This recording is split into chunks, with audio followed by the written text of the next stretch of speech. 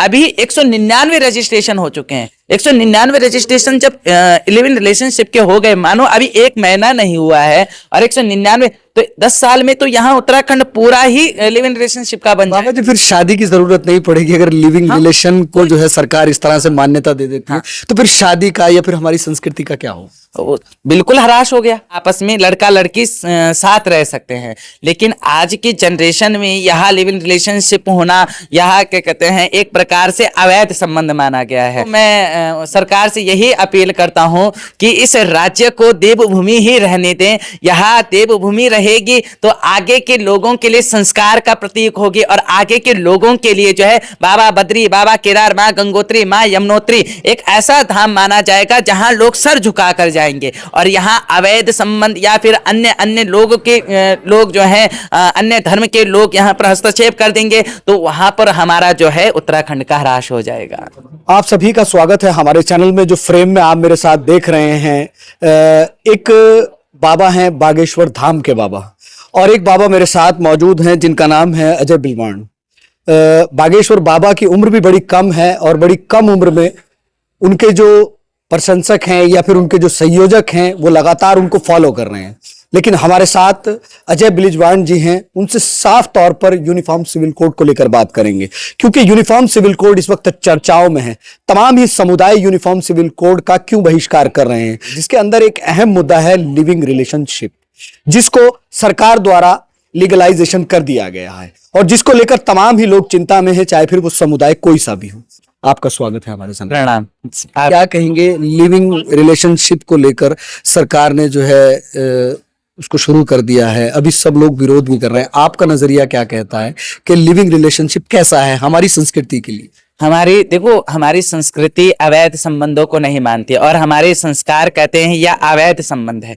और यहाँ क्योंकि हमारे यहाँ 4 आश्रम माने गए हैं। सर्वप्रथम जो है ब्रह्मचार्य आश्रम है, फिर गृहस्थ आश्रम है। उस गृहस्थ आश्रम में ही विवाह के बाद ही पति पत्नी आपस में लड़का लड़की साथ रह सकते हैं।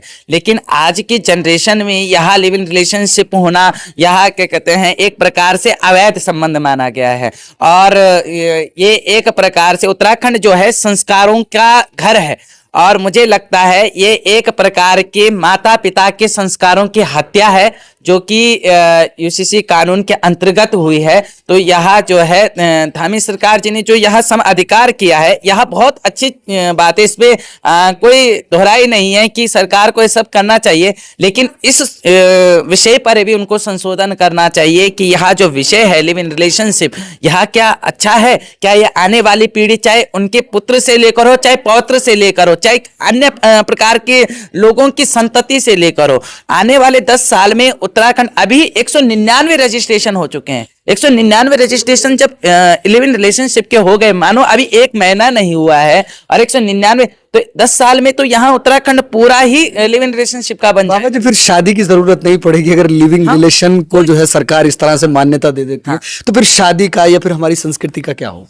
बिल्कुल, ये तो बिल्कुल ऐसी बात है। पहले तो ऐसी स्थिति हो रखी है कि माँ बाप अपने बच्चों के लिए परेशान होते हैं, उनके सारे जो भूमिका होती है वह भूमिका सारी छूट गई और उसके बाद लिव इन रिलेशनशिप में उनके संस्कार हैं, जो बच्चों को संस्कार दिए जाते हैं कि एक पत्नी के अलावा जो है किसी अन्य कन्या को देखना तक वर्जित है। वह एक पत्नी है जिसे आप अपने वामांग में रख सकते हैं, वामांगनी जिसे कहा गया है।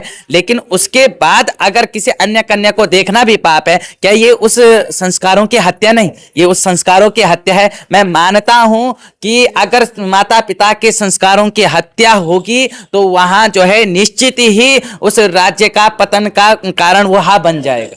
क्या कहेंगे सरकार को इस पर विचार विमर्श करना चाहिए? तभी सभी कम्युनिटी आगे आ रही है, सब लिविंग रिलेशनशिप को गलत ही बता रहे हैं। देखिए बहुत गलत है, उत्तराखंड के लिए बहुत गलत है। मैं मानता हूं संविधान के अनुसार है, लेकिन हमारी सरकार क्या नहीं कर सकती है भाई? बहिष्कार कर दे कि हाँ ठीक है हम मानते हैं, लेकिन हम अपने संस्कारों को सर्वप्रथम श्रेणी देते हैं और संस्कार कहते हैं कि इस प्रकार से अवैध संबंध हमें बिल्कुल पसंद नहीं है और जिस राज्य में अवैध संबंध रहेंगे वो राज्य देवभूमि नहीं कहलाई जा सकती। देवभूमि में चारों धाम है, लोग आस्था के लिए यहाँ पर आते हैं। अगर लिविंग रिलेशनशिप को इसी तरह से मान्यता मिल गई तो ये तो अमेरिका बन जाएगा, वहां पर इस तरह से होता। देखिए, चार धाम की आप बात करते हो तो देवभूमि तो कण कण में शंकर है, जहां कण कण है वहां शंकर है। तो यहाँ तो हर एक मोड़ पे शंकर आपको मिलेगा और हर मोड़ पे नारायण की यहाँ पर अनुभूति मिलेगी। और मैं मानता हूं कि अगर यह संबंध यहाँ रहते हैं तो आने वाले समय को यहाँ क्या बताएंगे कि ये देवभूमि किस नाथ की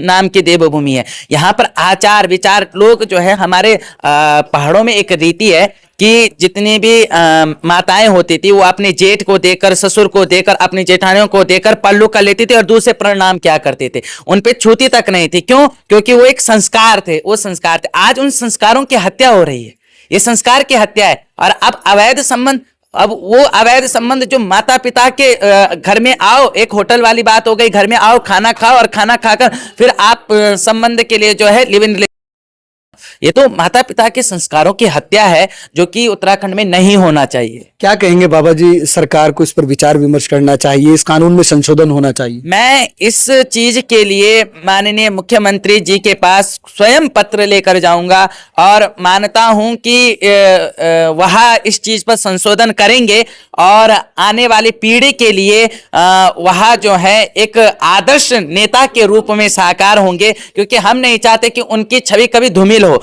और उनकी छवि धूमिल ना हो, इस कारण से हम धर्म के कार्य के, हम धर्म दंड वाले हैं। और धर्म दंड वालों को जब राजनेता, जो राजतंत्र होता है, वह धर्म दंड, जब राजतंत्र हिलने लगता है तो धर्म दंड को वहां पर खड़ा होना पड़ता है। तो मैं यह मानता हूं कि ये जो धर्म दंड है, यह धर्म दंड कहीं ना कहीं एक पत्र के रूप में उनके पास पहुंचाया जाएगा कि आपको इस चीज पे संशोधन करना चाहिए, विचार करना चाहिए, विमर्श करना चाहिए कि आगे पीढ़ी आपकी भी है और यहाँ आम जनमानस की भी है। तो यहाँ आगे के लिए खतरा ना हो, इस चीज के लिए उनको विचार विमर्श करना चाहिए। कानून मूल निवास को लेकर लगातार आप प्रयासरत रहे हैं, अभी सरकार की पहल है, तो क्या कहेंगे कि ये एक अच्छा कानून आने जा? देखिए, अभी तो फिलहाल के लिए माननीय मुख्यमंत्री जी ने इसकी अनुमति दे दी है और मैं मानता हूं उस चीज के लिए उनके लिए शुभकामनाएं भी हैं। लेकिन अभी उस कानून में क्या क्या नियम लागू होते हैं वो देखना बाकी है, क्योंकि हमें तो हिमाचल वाला भू कानून चाहिए। क्यों?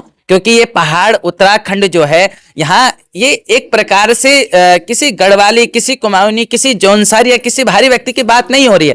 जो यहाँ उत्तराखंड में रह रहा है, पूर्व से रह रहा है, वो चाहे नॉन पहाड़ी है, लेकिन आप उनसे पूछकर देखिए ना, वो जब इतने सालों से 1950 के दशक से जो रह रहे हैं और 2000 के मध्य जो लोग रह रहे हैं, उनसे पूछिए ना कि उत्तराखंड का कितना ह्रास हुआ है। क्या मूल निवास, यदि अगर भू कानून लागू होता है तो हमें तो हिमाचल वाला भू कानून चाहिए, जिसमें पूर्णतः से जो है हमारे जो सरकार है और जो हमारे पहाड़ हैं, और चाहे हमारी नदियां हैं, माँ गंगा है, और चाहे वह कृषि क्षेत्र है, वह पूर्णतः समर्थन में हमारे आम जनमानस का हो। क्योंकि आम जनमानस से ही तो नेता है, और आम जनमानस की हत्या हो जाएगी, पहाड़ों से पलायन हो जाएगा और नदियां सूख जाएंगी, पहाड़ टूट जाएंगे, तो कौन सा राज्य बचता है? तो मैं मानता हूं इस चीज पे संशोधन होना चाहिए। भू कानून लागू हुआ, इस चीज के लिए तो सर्वप्रथम समस्त जनता को शुभकामनाएं हैं, पर अब देखना बाकी है कि उस भू कानून में क्या क्या नियम है। बाबा जी, जैसे बागेश्वर धाम के बाबा जी के बहुत सारे फॉलोवर हैं, आपके भी बहुत सारे फॉलोवर हैं, और उत्तराखंड में जो है क्या अपील करेंगे उत्तराखंड वासियों से कि उत्तराखंड जो है बड़ा शांत प्रदेश है, इसमें शांति बनी रहे, समृद्धि बनी रहे? देखिए, सर्वे भवन्तु सुखिनः की कामना से तो यह उत्तराखंड जो है, मैं एक बात हमेशा कहते आया हूं कि विश्व का ताज उत्तराखंड है। अगर देखा जाए विश्व का ताज उत्तराखंड है, लेकिन उत्तराखंड को ताज क्यों कहा गया? क्योंकि यहाँ देवताओं ने मतलब प्रवास जब किया, जब अन्य अन्य क्षेत्रों से प्रवास किया, तो यहाँ पर भगवान जो है ऐसी अवस्था में है जिस अवस्था को लोगों ने सतयुग और द्वापर में जिया है, और यहाँ भगवान जो है और स्वर्ग की सीढ़ी यहाँ कहा गया है। तो मैं सरकार से यही अपील करता हूँ कि इस राज्य को देवभूमि ही रहने दें। यहाँ देवभूमि रहेगी तो आगे के लोगों के लिए संस्कार का प्रतीक होगी, और आगे के लोगों के लिए जो है बाबा बद्री, बाबा केदार, माँ गंगोत्री, माँ यमुनोत्री एक ऐसा धाम माना जाएगा जहां लोग सर झुका कर जाएंगे। और यहां अवैध संबंध या फिर अन्य अन्य लोग जो हैं, अन्य धर्म के लोग यहां पर हस्तक्षेप कर देंगे, तो वहां पर हमारा जो है उत्तराखंड का चलिए बाबा जी, समय देने के लिए शुक्रिया। तो ये थे हमारे साथ बाबा जी, जिन्होंने साफ तौर पर यूनिफॉर्म सिविल कोड के अंदर जो है एक एक्ट है जिसको लिविंग रिलेशनशिप कहा गया है, और मैं आपको बता दूं तमाम ही समुदाय उसका बहिष्कार करने को तैयार हैं और उसका विरोध हो रहा है। और मेरे साथ साक्षात बाबा जी थे जिन्होंने साफ तौर पर कहा है कि लिविंग रिलेशनशिप हमारी परंपरा नहीं है, हमारी संस्कृति नहीं है। ये बाहर अमेरिका में होता है कि कोई लड़का किसी लड़की के साथ रह ले, लेकिन अब सरकार की क्या मंशा है, सरकार क्या चाहती है, या फिर इस पर संशोधन किया जाएगा या कानून में बदलाव होगा या नहीं होगा, वो देखने वाली बात होगी। आप बने रहिएगा और वीडियो को शेयर कीजिएगा ताकि तस्वीरें आमजन लोगों तक जाएं।